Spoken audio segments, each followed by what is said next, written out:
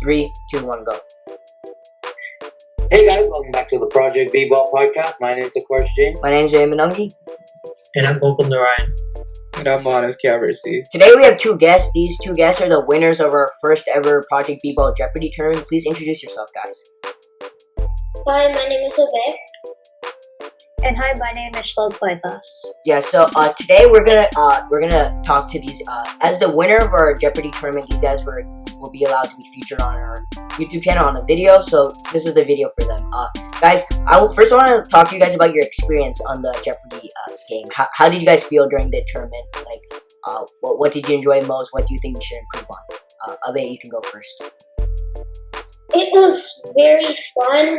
Some of the questions were really hard. I didn't know them, but after some time, it got to a point where you kind of knew it.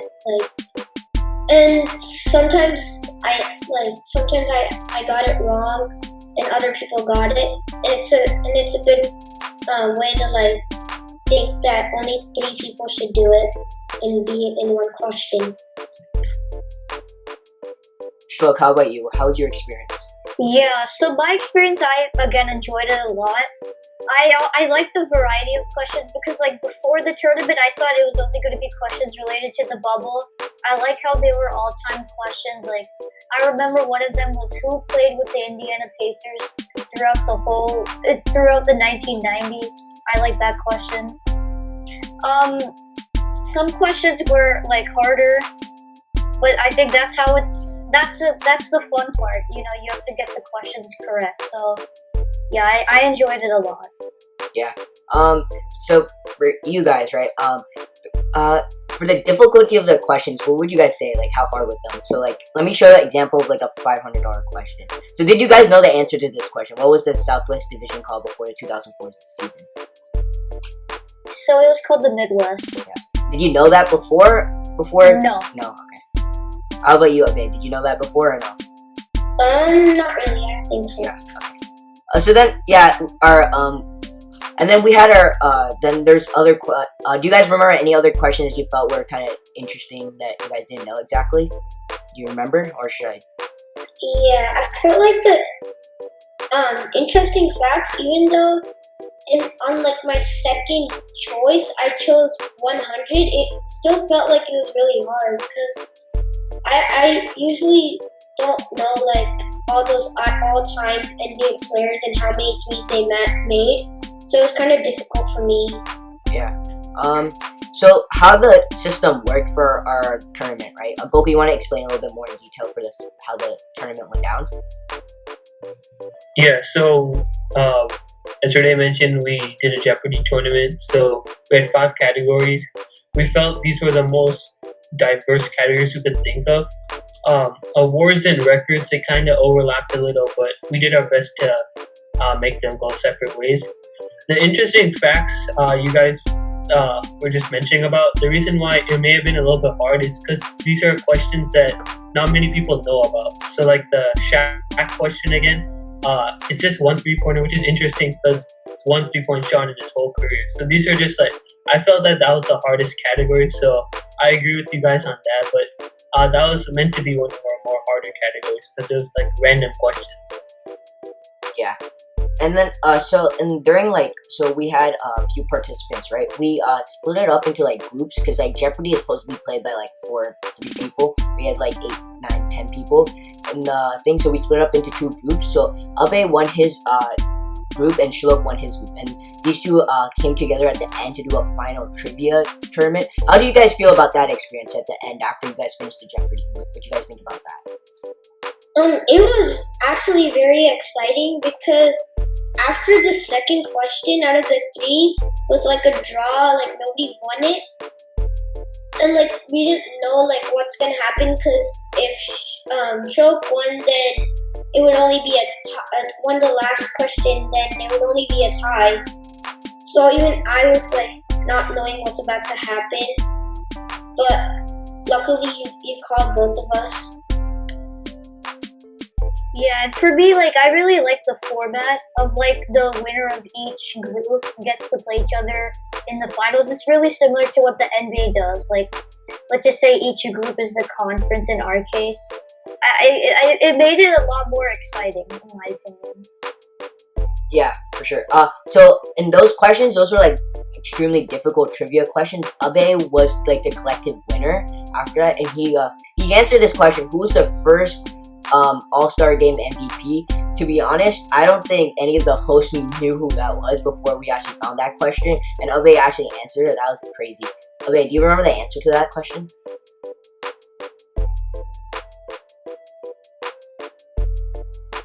Was it who was the first? All-Star Game MVP.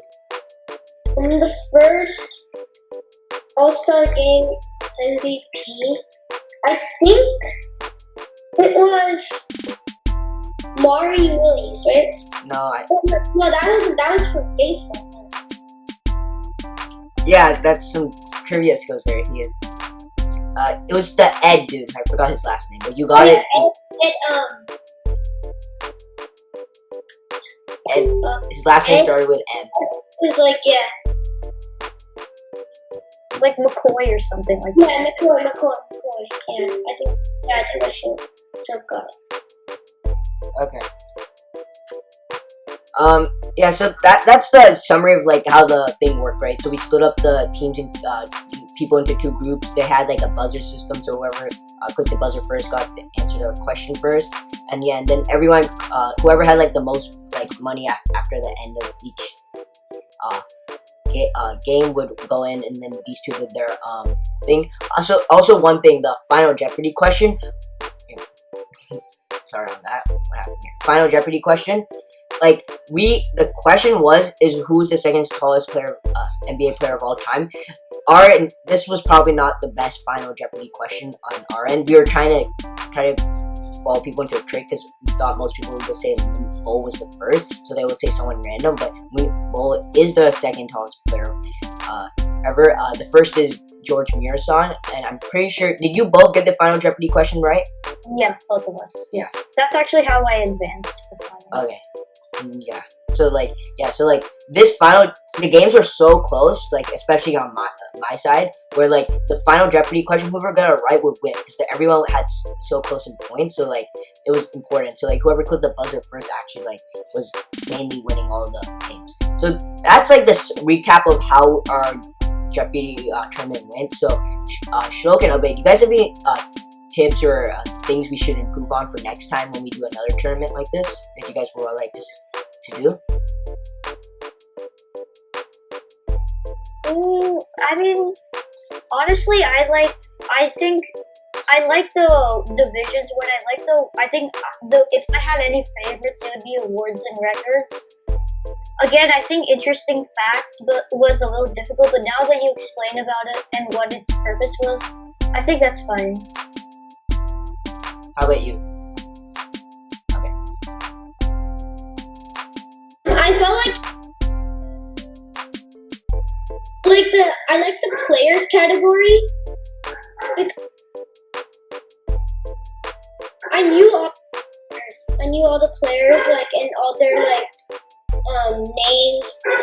I'm usually very like consistent on like NBA players currently. Yeah, okay. So you guys like enjoyed that category, yeah. So next, we're definitely in current works of planning our next tournament. That's probably gonna happen soon. So now we're gonna talk about like the current state of the NBA, and just want to hear these guys' opinions. So I want to start off. Abe and Shlok, what are your favorite teams? Shlok, do you want to start off? Yeah, so my favorite team, I mean, they're not in the bubble currently, they're the Golden State Warriors. But I honestly, other than the Houston Rockets, I don't hate any other team. Okay. Honestly. Yeah, so I think all of the hosts should say our favorite teams too. So, as on the channel, I said many times, I'm a Lakers fan. Goko, Karsh, Mana, teams you're fan of. I'm also a Warriors fan, like you, Slo. Rockets, I don't really hate, but yeah, they're one of the teams that are lower on my list of favorites. So. I'm a Nets fan, but like half the players aren't playing, so I haven't really been keeping up with the team that much. And Mana, yeah. What about you, Mana? Wait, what happened with Abe? What do you say? My team is the Nets. Well, wherever Kyrie goes, I'm a fan of that team. Yeah, same. That's the same thing that with me too. Yeah, so, Abe, your favorite team is the Nets, right? Because Kyrie's your favorite player? Yeah, but I also like watching the Trailblazers because I like Damian Lillard. Yeah, same with me. Like, Kyrie's my favorite player, so like wherever he goes, like I'll also be a fan. Yeah. Yeah. Yeah, hey, Mono, what was your favorite team? Honestly, I don't really have a favorite, man. I just like enjoy the sport in general and just like watching. I don't usually like talk about this. Like, if you guys have like watched like previous episodes or whatever, I don't usually talk about it like with favoritism towards one specific team or player. I'm pretty like neutral, and I like to look at this from a third person perspective rather than get involved with all like the politics and everything. So I'm a very like neutral person. I don't really show any bias towards this specific team. Yo, I respect that. I'm not gonna lie, because like you take everything in neutral light, so you won't get mad if your favorite team loses or something like that. That's Exactly, yeah. And I'm not getting involved with the like fandom drama either. yeah, Yeah, that makes sense. that's respectful. So in the current state right now, everyone is in the bubble. Currently, I think a couple of days of the first regular season games are going. So Shokin and Abe, what are your opinions on these games? Have you watched a couple of them? What do you think is happening and stuff like that? Yeah, so personally, I watched I really enjoyed that first game, Jazz versus Pelicans. One thing I did notice though, like honestly, many teams haven't played in a while. Like there were a lot of turnovers and like sloppy play. Like I remember like Drew Holiday was passing it to someone. Like that happened many times where like if there's a sloppy pass, and then like also a lot of 3-pointers were missed by Utah. So like it'll be interesting to see like if any team shows like rust. Yeah, same. I've been watching like the last few days. I've been watching all the games, mostly a little bit of each game, and I've seen that some teams have excelled in like their game, and some teams like need more work. Like what I've seen is the Nuggets, even without Jamal Murray and Gary Harris, they still have Nikola Jokic, but Heat just like demolished them yesterday. So I think a lot of teams need more work, and some teams are like have excelled in their game. For sure. Yeah, I agree with you guys. Like Silk was saying, the Pelicans Jazz game was a little rusty, but I don't know if you guys saw the Rockets and Mavericks game. That was really high scoring. Oh. Yeah, I think that even broke some record for something, but that just was amazing to me, like how they bounced back so quickly. Yeah. Yeah. That game was insane. Me and Luca coming in and Arden tied the game and it went to overtime. It was crazy. Yeah, my brother's a Rockets fan, so he was really happy with that win. I was really kind of hoping that like Harden would get to 50, because like at the end of the game he missed like 2 free throws that he could have used to get to 50. Because like getting to 50 points in the game on a game that like right when you come back from the quarantine is really like hard to do. I think he just wanted to win though. But anyway, yeah, my brother. You guys can subscribe to my brother's channel as well. We'll link it in the description. But yeah. Yeah. But So, Renee was talking about TJ Warren, I think, the other day. Yeah, that was crazy. 53 points. Yeah, TJ Warren, it's probably because of his placement on the Bleacher Report top 100 list. They put him 99. Really? TJ Warren, 99. That was like the shocker for me. Like, of course, the Zion placement was bad. But like, yeah, that was, I think TJ Warren was just trying to show like, how great he is. I think he's an underrated player. And it just proves he got traded for cash, literally, on draft night. So like, he has something to prove right So guys, now we're gonna talk a little bit about like predictions, like how you think it's gonna go. Yes. So I love predictions. So recently the awards just been confirmed. They're only gonna talk about like everything that happened in March and before. So like anything that happens in the bubble won't affect your awards. So like we won't necessarily we'll talk about it, like, but we won't go into detail on your awards predictions. So personally, for you and Shlok and Abe, what are your awards predictions? Like MVP, Defensive Player of the Year, Rookie of the Year, and Most Improved. Who do you guys think will win it? Right. So for me, at MVP, I have Giannis. Because I think right now the big debate is Giannis or LeBron. I personally think Giannis has led that team more. You know, I think LeBron maybe has, not to take away from his greatness, but I feel he's relied on Anthony Davis a little more, while Giannis has definitely led the team. And in fact, the Bucks are the best record in the NBA, so I'm picking Giannis for MVP. How about your Defensive Player of the Year? Defense. That's really interesting. That's really, there's a lot of guys like Kawhi Leonard, Paul George. I can't give my opinion. That's a really tough question, honestly speaking. Okay, what about your Most Improved? Most improved player. I see a guy like Luka Doncic. I mean, I remember at one point people were saying he was an MVP candidate. He showed like a lot of improvement overall in every statistical category, and he's led the Dallas team to the playoffs. So I would pick Luka Doncic. Okay, on your. We were talking about this before, but in one of our episodes, we also had Luka as the most improved, but we're wondering if you can win it as your second year. The thing is, no player wins it in their second year. Yeah. That's just So although he improved a lot, that's one thing we're unsure of. Yeah.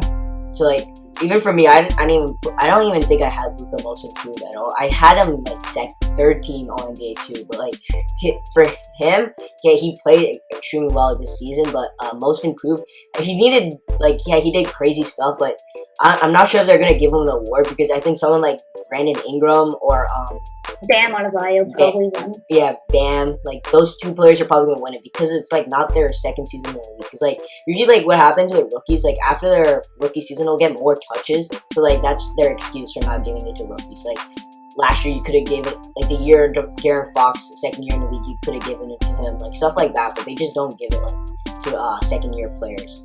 But yeah, I think personally it's between Brandon Ingram and Bam Adebayo. I prefer Bam though because of his. I think he has more impact on his team than Ingram.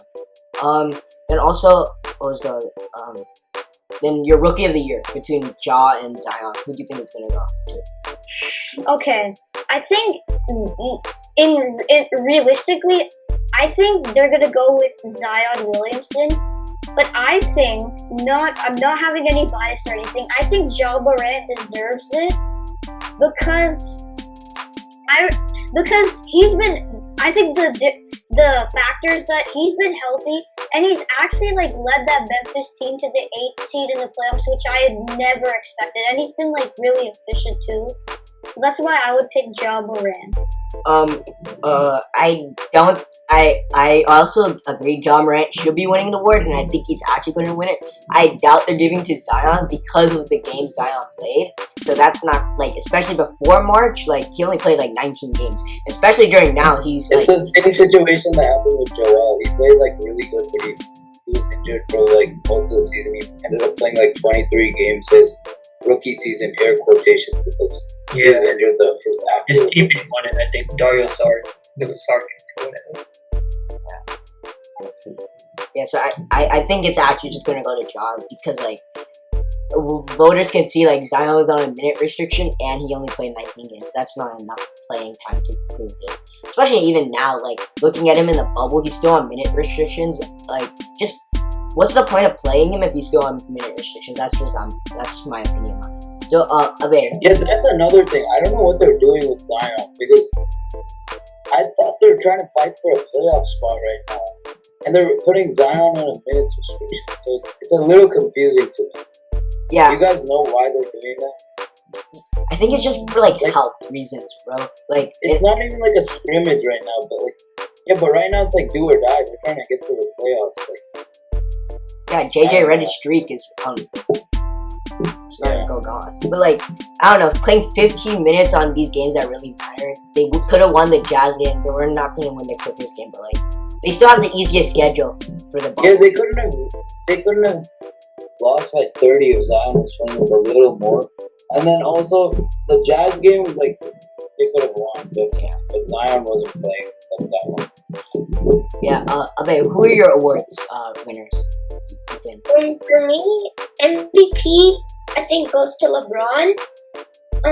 It's his 17th year. Like, I don't know what more you can expect from anybody. I mean, Giannis, he's still a good contender, but it's like last year he got MVP, so we've seen basically the same from last year and this year based on skill. He's doing on transitions, he's unstoppable. Same, he's doing that this year too. But LeBron, last year he had a team with Lonzo, Brandon Ingram, Josh Hart, and I don't know like what he could do with that team, because Brandon Ingram at his like young age, I don't think he was a good fit in the Lakers.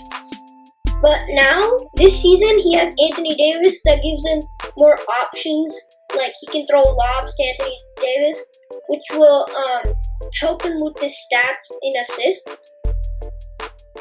And he's acting like he is the leader of a team. Like, he can carry this team to the NBA Finals. He knows what to do to make this team win. Except last night against the Toronto Raptors, but he's still playing very good. Yeah, I would say LeBron's been disappointing in the bubble, but I think it's just because he hasn't played in like 6 months, so like that's fine. Who's your defensive player of the year and most improved and rookie of the year? Most improved, I would say Donovan Mitchell. Really? Donovan Mitchell. Can you explain why you think he'll win most improved? It's just like this year he has if you check on NBA highlights or anything, you check top 100 plays of the 2019-2020 year before the NBA restart, you'll mostly see only Donovan Mitchell because of how exciting he is.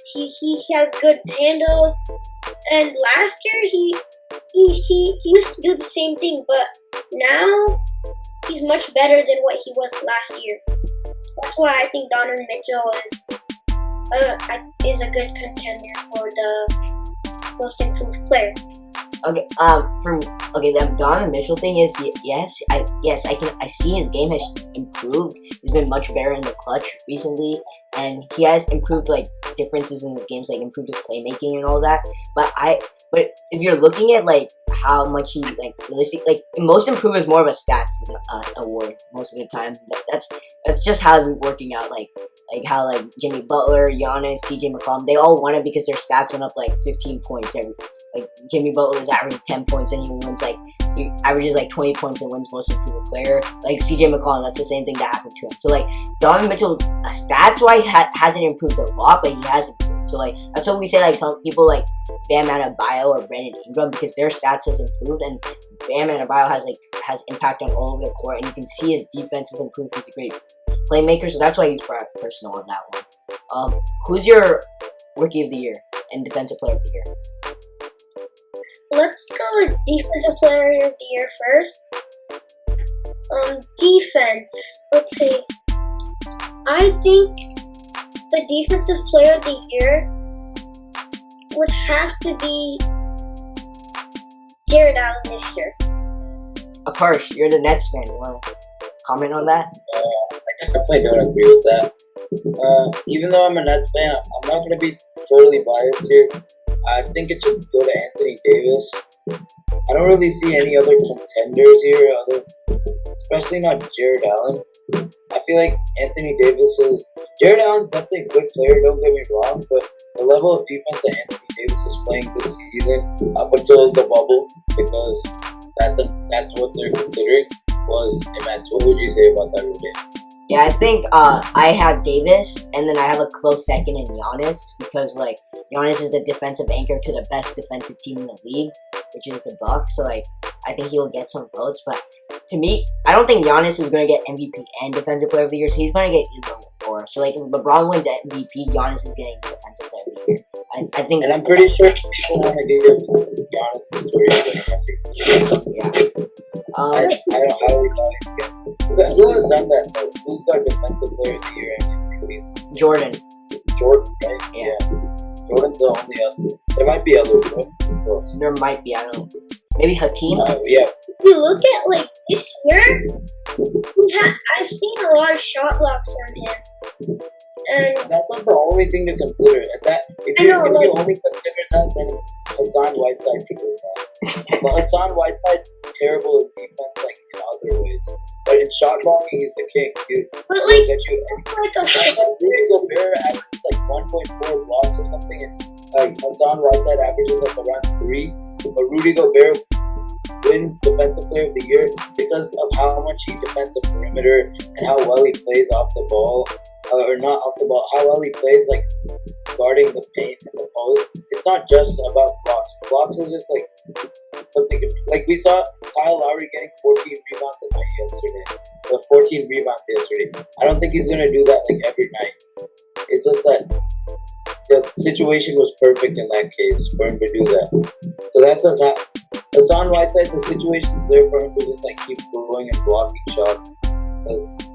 Like Yusuf Nurkic was injured, so he had that ability. So My thing on the Gobert statement, like people talk about how Gobert's blocks reduced this season, is more the fear that Gobert instills on players. Like we've seen, like when Westbrook played the Jazz, like he would not drive because of Rudy Gobert in the paint. He just because Gobert instills the fear. Like Hassan Whiteside on the other hand, no one fears him. Okay, so like that's why everyone would just go at him if they get blocked. They don't care. But Rudy Gobert on the other hand will instill the fear, and that's why he was able to win a couple of Defensive Player of the Year. I don't think he's gonna win it this season because of his lack consistency a little bit. The Jazz weren't also the best defensive team either, like they were like the last couple seasons. So yeah, it's definitely a interesting mix up. This award can go to like a lot of people. I say there's a lot of people like before it's like pretty obvious who was gonna win it, but now like it could be a toss up. It just depends on who the voters are gonna give it to. So Abe, who do you think is your Rookie of the Year? Rookie of the Year, it should go to John Morant. As a skillful player, he's one of the best in the league right now. In his first year, that's very amazing that he did that much for his team to bring them to 8th seed. And I'm even surprised that they're even in the bubble. Like, how did they get into the bubble? Like, I thought even with John Morant, this team would not go far, but they actually did. I don't want to be like biased toward John Morant, but Zion also did well in the games he played. It's not like he didn't do anything in the games he played. He put up some numbers in the games he played. But I think it should go to John Morant because he wasn't like in the fame unlike Zion Williamson before he got drafted. Yeah, I agree with you. John Morant because of like his play and where his team is currently in the bubble standings. So one more last topic I want to talk about is your prediction on who's going to win the championship in the bubble. I know you guys. To me it's a toss up between like 4 or 5 teams. I think the Celtics, Bucks, Raptors on the Eastern Conference side have a chance to win, and I think the Lakers and Clippers on the Western Conference side will have a chance to go to the finals. Those are my like toss-ups. Like personally, I want the Lakers to win, but if I'm being realistic too, I think the Lakers are gonna win it too, just because they have the best player in the bubble right now, as LeBron. So, who do you guys think is gonna win in the bubble? Shulk and Abe. So should I say like the winner of the Western Conference and the winner of the East? Sure. So this might be a little bit of an upset here for the West. I think the Clippers win only because the Clippers-Lakers game, I think they were missing a lot of players like Lou Williams, Montrezl Harrell. Both of them are very good rotational players for them. So if they can make it that close, it was only a 2-point game, then I think maybe the Clippers out of the West. And out of the East, I would say either the Bucks or Raptors. But if I had to pick one team, I would say Bucks. Only because I think the Raptors don't have that go-to guy. Because you see, Pascal Siakam's mostly a guy that will like push the pace and and score in the fast break. And things usually tend to slow down in the playoffs. So I don't know if they have that go-to guy yet. Where the Bucks have Giannis, who they can go to. They have Chris Middleton, who's a good secondary option. For sure. So that's why I would... Huh? Yeah. So you're talking about Chris Middleton? Something? Yeah, I think he's a good secondary option to Giannis for the drive and kick. Okay. Abe, on yours, who do you think is gonna win? I think this year's gonna be the Lakers because of their lineup. But I think Clippers is a better matchup for the Bucks because I think Bucks will come into the finals. But I think Clippers are a better fit for them because Clippers have Kawhi Leonard. Kawhi Leonard is a lockdown defender, so he has the ability to lock down Giannis Antetokounmpo. Unless Giannis has a transition fast break, that you can't do anything about that. But if you saw it in the Bucks versus Raptors in the playoffs, I think if Clippers and Bucks play in the finals, it will be Clippers who will win. Okay. But right now, I'm going with the Lakers. So Abe and Shul, do you guys have any final thoughts as we're gonna wrap up this video now? You wanna say before? Don't sleep on the Raptors. Okay. Because of Nick Nurse and how well coached they are. Don't sleep. I said I don't think they go past the Bucks, but I'm not gonna be surprised if they do. Abe, how about you? Do you have any final thoughts you wanna say? Don't sleep on the Celtics because they have Jaylen Brown. Jaylen Brown, if you watch the Portland versus Celtics game, it just happened like an hour ago, you would have seen how clutch he is. Like, he was very clutch. You should have seen him play. And they have Jason Tatum. They have Marcus Smart, who's a very good defensive player. And they have Kemba Walker. So that's a good combination. I see Gordon Hayward. He's still not at his prime yet. Maybe it's because of his injury. It might be slowing him down. But I think he'll get better as the NBA bubble goes on. Okay. Yeah. So yeah. Yeah, that's great. Okay, thanks for your input on that. Guys, yeah, I just have one final thought I want to say. I feel like you guys have all been naming so many players, but the one player you can't sleep on is J.R. Smith. That man is amazing. His stats are the greatest. And you already know finals game. He was trying to look for the pass. LeBron was questioning him. J.R. Smith said he was looking for Kyrie Irving. That is my man. He is the G, bro. Wait, Mono, Kyrie Irving wasn't on the Cavs that year. What you say? Kyrie Irving was on the Cavs. Exactly, yeah. That's why he. Oh yeah, he was. I just like JR, bro. Make that thing. I'm He just knows his stuff. looking at George Hill for missing that free throw. He's a really good 3-point shooter, and he missed the free throw. That could have possibly won the game for them. You're right. And I'm Yeah, I sorry think that the is game true. didn't get won, but that's just how it is. But yeah, thanks guys for coming. This was a great episode. Yeah. You guys want to it's shout been out? long. We didn't expect it to go this long, and it's just been great. Yeah. Shout out to Bay and shout out to Shok for attending with us. You you guys want to today, you guys got anything? you guys want to shout out anything like your anything like any socials you want to shout out? We can put in the description. Yeah. Oh yeah, I have a YouTube channel, kind of. Okay, what's the name? Oh, that's cool. That's cool. Oh, well, I link it. made I recently made an NBA video of like my top 15 point guards. Okay. What's the name of the Okay, channel? good. We'll put in the description too. Yeah, okay, I'll put the link to that video in the description. Okay.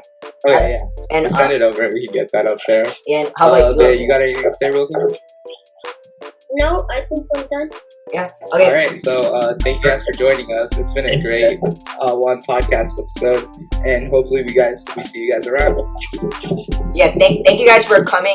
Thank you. For coming to the tournament and joining the video. We'll definitely see you guys in the future tournaments. But thank you guys for listening. For people on YouTube, like the video, subscribe, turn on the notification bell. Our last 2 videos are gonna show up now. Bye. Bye. Bye. Peace. Bye.